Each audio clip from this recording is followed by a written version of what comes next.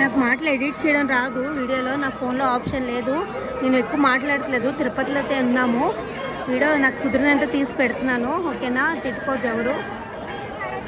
గోవిందా గోవిందా.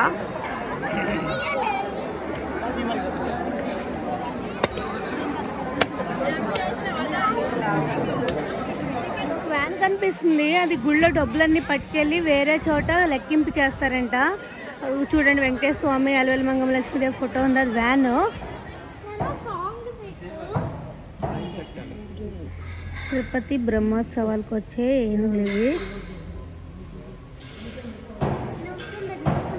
నవ్వుతుందా? ఇక్కడ చూడండి స్టెప్స్ ఉన్నాయి కదా, ఈ స్టెప్స్ కాడి నుంచే వెళ్ళి రోజు నైట్ పంతులు ఇద్దరు 1 గంటకి వెళ్తారంట. అక్కడ ఆకాశగంగా అని నీళ్లు, ఆకాశగంగలోంచి నీళ్లు మోసుకుని వస్తారంట. అవి స్వామి అభిషేకానికి, స్వామికి పూజలకి యూజ్ చేస్తారంట. డైలీ నైట్ 1 o'clock వెళ్ళి 3:10 కల్లా వాపస్ వచ్చేస్తారంట అభిషేకం టైంకి. ఏంటంటే ఆ పంతులకి ఏమీ కాకూడదని ఇక్కడ బాటగంగమ్మ అని గుడి ఉంది, ఆవిడే కాపలా అంట. గేట్కి తాళం వేసేస్తుంది, పంతులకు మాత్రమే అలో అంట. ఈ స్టెప్స్ ఎక్కెళ్ళి అడవిలో ఆకాశగంగా నుంచి నీళ్ళు తెస్తారంట. సూపర్ కదా. ఇక్కడ నీళ్ళతోటి, ఆకాశగంగా నీళ్ళతోటి ఆ స్వామివారికి అభిషేకం చేస్తారంట.